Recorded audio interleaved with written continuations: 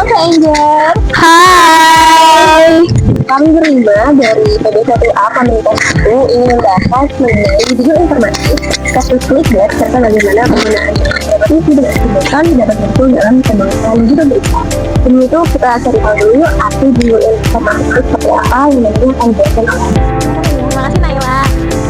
Jadi judul itu disebut juga sebagai kepala berita dalam bahasa Inggris namanya headline. Maksudnya agar pembaca dapat meringkas, dapat mengambil kesimpulan dalam waktu singkat terkait berita tersebut. Fungsi lainnya untuk menonjolkan berita tersebut agar terlihat lebih menarik. Biasanya judul berita itu dibuat setelah inti berita atau leadline maksud itu karena agar judul berita itu dibuat tidak melenceng jauh dari inti beritanya. Dalam seperti itu ada unsur 5W pembunuhan.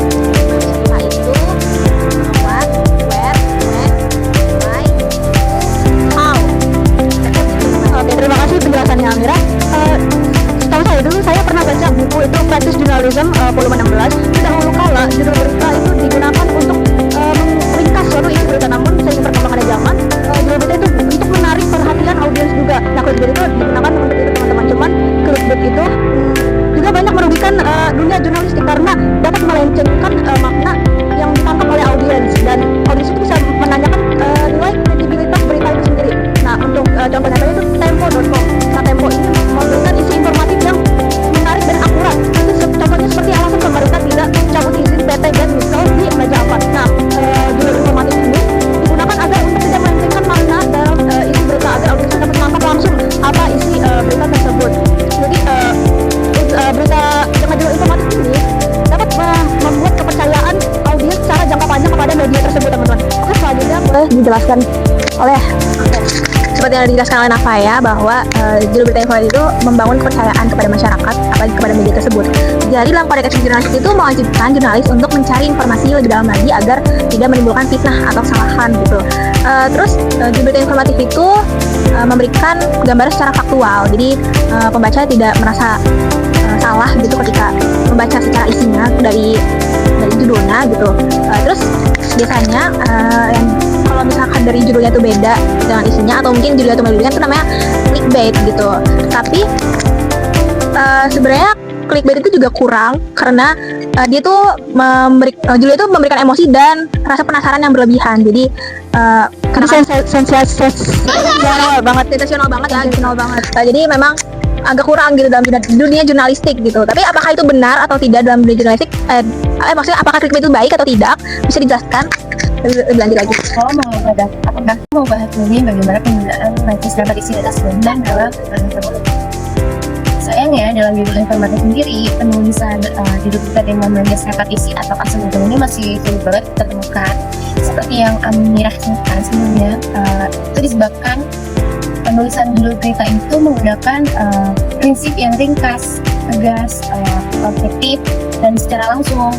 Jadi memang sebagai jurnalis sangat menghindari keborosan kata dalam menulis judul berita. Makanya dalam penulisan judul berita itu lebih mungkin ditemui penggunaan matriks asingular dibandingkan matriks repetisi. Tapi dalam beberapa kategori berita, matriks ini masih dapat digunakan untuk memberikan efek tertentu. Contohnya seperti berita olahraga, berita sosial, atau sanitasi. Jadi kami punya 3 contoh. Yang pertama ada berita dengan judul informatif murni dengan judul BNPT mengatakan bahwa korban tewas banjir Sumatera jadi 699 orang, terdapat 75 masih hilang.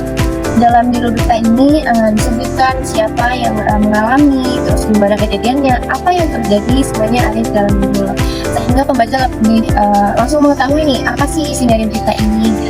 Yang kedua ada contoh berita dengan judul informatif dengan penggunaan matriks dapat isi dengan judul kata BMKG soal cuaca sekarang, bentar hujan bentar panas.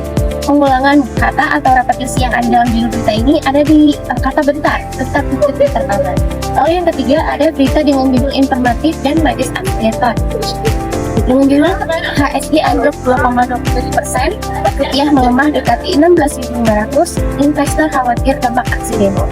Dalam judul ini dihilangkan kata-kata penghubung seperti dan, atau, lalu digantikan dengan tanda koma.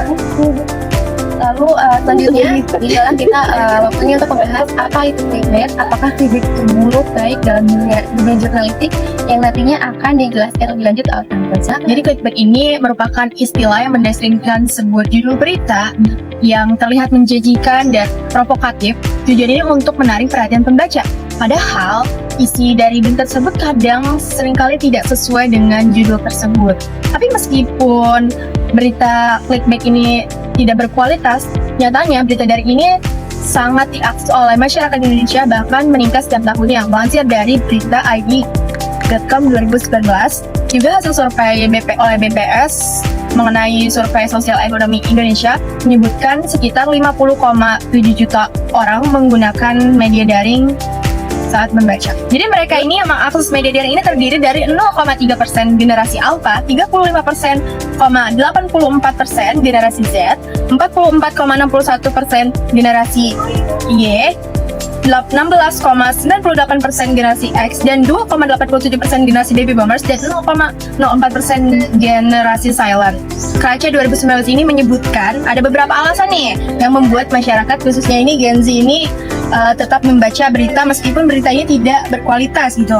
Di antaranya ada karena kecepatan penyampaian berita, yang kedua ini adalah konsistensi pembaruan beritanya, terus lalu di media daring ini menyediakan fitur yang memudahkan pembaca nih untuk mencari berita yang mereka inginkan, serta penggunaan elemen multimedia seperti video, audio, dan foto juga membuat mereka ini tertarik untuk membaca media daring.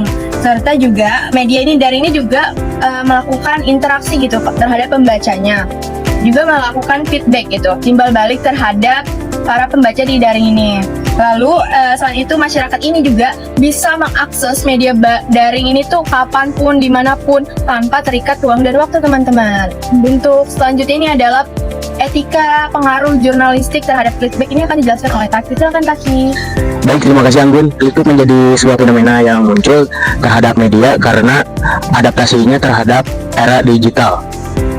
Strategi clickbait muncul mempengaruhi penggunaan kata-kata klise dan yang berlebihan. Fenomena ini jelas tidak mengikuti prinsip-prinsip jurnalisme, di mana judul seharusnya lebih informatif.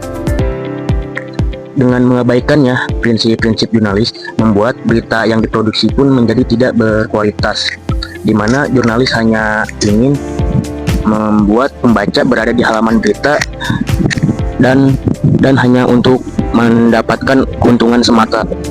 Oke, selanjutnya akan dijelaskan oleh. Terima kasih Taki atas penjelasannya. Sekarang kita akan membahas lagi nih bagaimana penggunaan majas, repetisi, dan asindeton dalam judul clickbait. Sama seperti judul informatif, sebenarnya dalam judul clickbait pun majas, repetisi, dan asindeton ini masih jarang digunakan. Lagi-lagi karena kehematan kata, dan clickbait sendiri itu sebenarnya mengutamakan memancing rasa sensasional dibandingkan pengulangan kata. Jadi lebih mengutamakan pemilihan katanya, bukan pengulangan kata.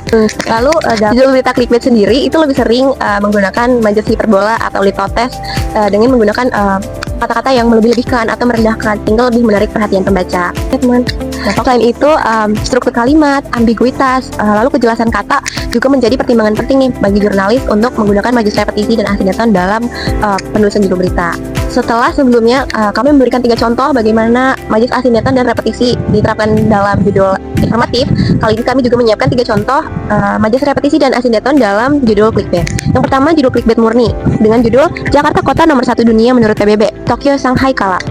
Dalam judul ini memberikan kesan seakan-akan Jakarta itu merupakan kota nomor 1 paling bagus, paling wow di dunia, sampai mengalahkan Tokyo dan Shanghai. Padahal dalam isi berita menjelaskan bahwa ternyata Jakarta adalah kota nomor 1 terpadat di dunia. Yang tidak dijelaskan kata terpadatnya dalam judul sehingga akan menarik perhatian pembaca. Lalu yang kedua ada clickbait dengan majas repetisi dengan judul F1 2025 Meksiko. Wow, makin mencekam di puncak klasemen. 2 driver McLaren dipisahkan hanya sebiji angka. Max Verstappen tetap punya celah. Dalam judul ini dapat ditemukan majas repetisi dalam pengulangan kata wow yang ditulis 2 kali. Lalu judul terakhir adalah judul clickbait dengan majas asindeton dengan judul Mengagumkan Tampak Nyata. Kamu tak akan percaya jika ini lukisan. Majas asindetonnya terletak pada bagian menegangkan tampak nyata yang menghilangkan kata hubung dan. Oke, jadi itu contoh-contoh dari kami. Dan sebagai kesimpulan, antara judul informatif dan judul clickbait sebenarnya tidak memiliki pemenang. Keduanya sama-sama dapat menarik perhatian pembaca, tergantung bagaimana target pasar, pemilihan kata, penggunaan bahasa, hingga cara pemasaran. Judul informatif sendiri itu lebih digunakan dengan mengutamakan unsur informatif, mengandung unsur 5W1H atau adiksimba dalam judulnya, sehingga pembaca langsung mengetahui nih isi beritanya tuh apa gitu. Jadi tidak menerka-nerka. Sedangkan dalam judul clickbait sering digunakan kata-kata yang memunculkan rasa sensasional, curiosity gap, atau bahkan bait and switch. Judul informatif sendiri sebenarnya lebih ditekankan kepada pembaca yang mengutamakan kejelasan informasi ya. Sedangkan clickbait sendiri itu biasanya ditujukan kepada pembaca yang menginginkan perhatian lebih nih untuk menarik perhatian mereka. Biasanya pembaca ini tuh ada di kaum muda seperti kaum Gen Z yang udah jarang baca berita dan lebih mudah ditarik atensinya dengan menggunakan judul-judul yang menarik. Betul teman-teman. Ya, karena itu majelis repetisi dan asindeton ini lebih cocok nih digunakan dalam penulisan karya sastra, opini, artikel feature, dan bukan berita yang bersifat informatif. Sekian pembahasan dari kami mengenai judul informatif versus clickbait serta bagaimana penggunaan majelis repetisi dan asindeton dalam penulisan judul berita. Semoga pembahasan kali ini dapat bermanfaat bagi teman-teman sekalian. Sampai jumpa lagi.